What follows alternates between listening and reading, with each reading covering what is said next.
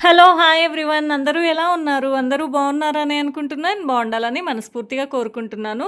ఇవాళ మీ ముందుకైతే ఒక మంచి ట్రెడిషనల్ స్నాక్ రెసిపీనైతే తీసుకొనొచ్చాననమాట.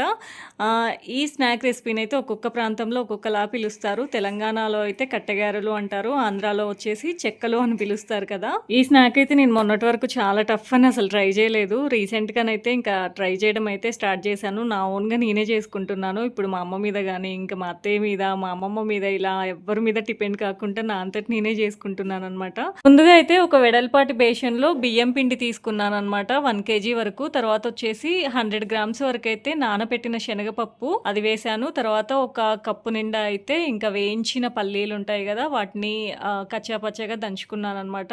అది గూడా వేశాను. తర్వాత వచ్చేసి కరివేపాకు వేశాను. తర్వాత అయితే ఇంకా వెల్లుల్లిపాయలనమాట. ఇది గూడా ఇంకా కచ్చా పచ్చాగా దంచి వేశాను. మరీ మెత్తగా దంచకూడదు. ఇలా అయితేనే టేస్ట్ అయితే బావుంటది పంటికి తగిలి. ఇదైతే ఇంక నేను పొట్టు గూడా తీయలేదు చూసారా? అలా పొట్టు ఉంటేనే టేస్ట్ అయితే బావుంటుంది. నేనైతే ఇక్కడ ఎగ్జాక్ట్ క్వాంటిటీస్ నేను వేసినవి చెప్పాలి అనంటే నేనైతే 1 ½ టేబుల్ స్పూన్ అయితే సాల్ట్ వేశాను. మీరైతే మీ టేస్ట్‌కి తగ్గట్టుగా వేసుకోవచ్చు. సాల్ట్ గాని, అలాగే కారం గాని. కారం గూడా అంతే నేనైతే 1 ½ టేబుల్ స్పూన్స్ ఆఫ్ కారం అయితే వేశాను. మేము కొద్దిగా స్పైస్ ఎక్కువగా తింటాం కాబట్టి. నేను వేసిన ఈ క్వాంటిటీస్ అయితే మాకు ఎగ్జాక్ట్‌గా సరిపోయాయి. మాకైతే బాగా వచ్చింది స్నాక్ రెసిపీ అయితే. మీరు ఇంకా మీ టేస్ట్‌కి తగ్గట్టుగా వేసుకోవచ్చు. ఇక్కడ కారం గాని, ఉప్పు గాని, అలాగే జీలకర్ర గూడా వేయాలి. కానీ నా దగ్గర జీలకర్ర లేదు కాబట్టి నేనైతే వేయలేదు. ఇంకా వీటన్నిటిని బాగా కలుపుకోవాలనమాట. ముందుగా పిండిలో స్పైసెస్ అవన్నీ పట్టేలాగా అయితే ఫస్ట్ పప్పులు గినుక అన్నీ కలిసేలాగా కలుపుకోవాలి. తర్వాత అయితే కొద్దిగా వాటర్ వేసుకుంటూ గోధుమ పిండిని చపాతీలు చేయడానికి ఎలా కలుపుకుంటామో అలా కలపాలి. కానీ ఇంకొద్దిగా మెత్తగా కలుపుకోవాలనమాట. ఈ స్నాక్‌ని చేయడం అయితే నేను చాలా కష్టం అని అనుకునేదాన్ని. బట్ ఇప్పుడు నేను కూడా ఇంకా కొద్దిగా క్వాంటిటీస్ అయితే చేయడం నేర్చుకున్నాను. ఇంకా చాలా మంది కూడా ఇవి చేయడం చాలా కష్టంలే అన్నట్టుగా చేయకుండా ఉంటారు. బయట నుంచి కూడా కొనుక్కొచ్చుకునే వాళ్ళు కూడా ఉంటారు. అలా కాకుండా ఇంట్లోనే కొద్దిగా క్వాంటిటీలో అయితే ట్రై చేయొచ్చు.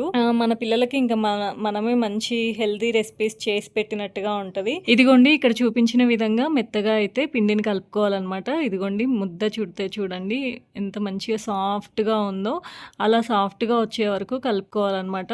మీరైతే ఇంకా కొత్తగా ట్రై చేసేవాళ్ళు ఎందుకైనా మంచిది కొద్దిగా పొడిపిండిని అయితే పక్కన పెట్టుకోండి. వాటర్ ఎక్కువైనా కూడా పొడిపిండిని అయితే యాడ్ చేసేసుకోవచ్చు. ఇప్పుడు రౌండ్‌గా గారెలు చేయడానికైతే ఇదిగోండి నేనైతే ఈ పూరీ ప్రెషర్‌ని అయితే యూజ్ చేస్తున్నాను. ఇంకా దీంతో చేస్తే అయితే తొందరగా అవుతాయి అన్నమాట.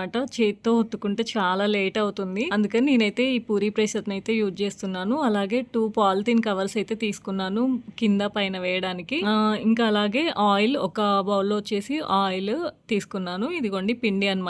పిండినైతే ఫస్ట్ అయితే ఇలా ఎంత సైజు కావాలో అంత సైజు ఇలా అయితే ఉండలైతే చేసుకున్నాను అనమాట. ఇప్పుడైతే ఇంకా పూరీ ప్రెషర్‌ని యూజ్ చేసి ఇప్పుడైతే నేను గారెలు చేస్తాను చూడండి. ఫస్ట్ అయితే కవర్ వేసాను. అడుగున ఒక కవర్ వేసేసి ఆయిల్ రాయాలి. ఆయిల్ రాయకుంటే పిండి అంతా ఇంకా కవర్‌కి అంటిపోతదనమాట. అందుకని ఫస్ట్ అయితే ఆయిల్‌ని అయితే రాస్తున్నాను.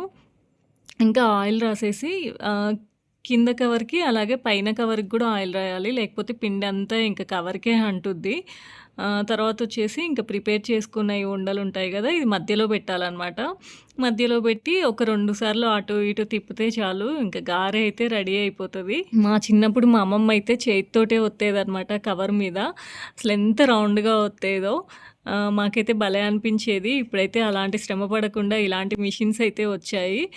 తర్వాత వచ్చేసి ఇంక మధ్యలో అయితే ఒక రంధ్రం చేయాలనమాట.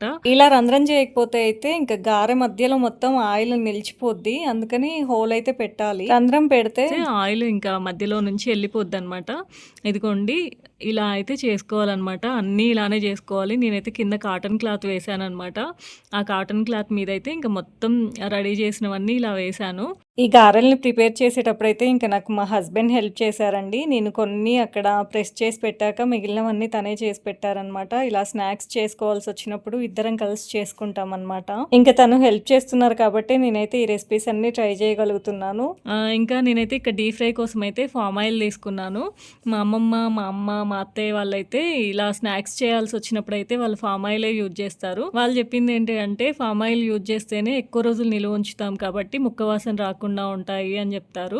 నిజమేనా అండి? మీరు కూడా అంతేనా? పామ్ ఆయిలే యూజ్ చేస్తారా ఇలా స్నాక్స్ చేయాల్సి వచ్చినప్పుడు? ఫస్ట్ అయితే ఇంకా ఆయిల్ వేడైన తర్వాత అయితే ఒక గారె వేసి చూసాను.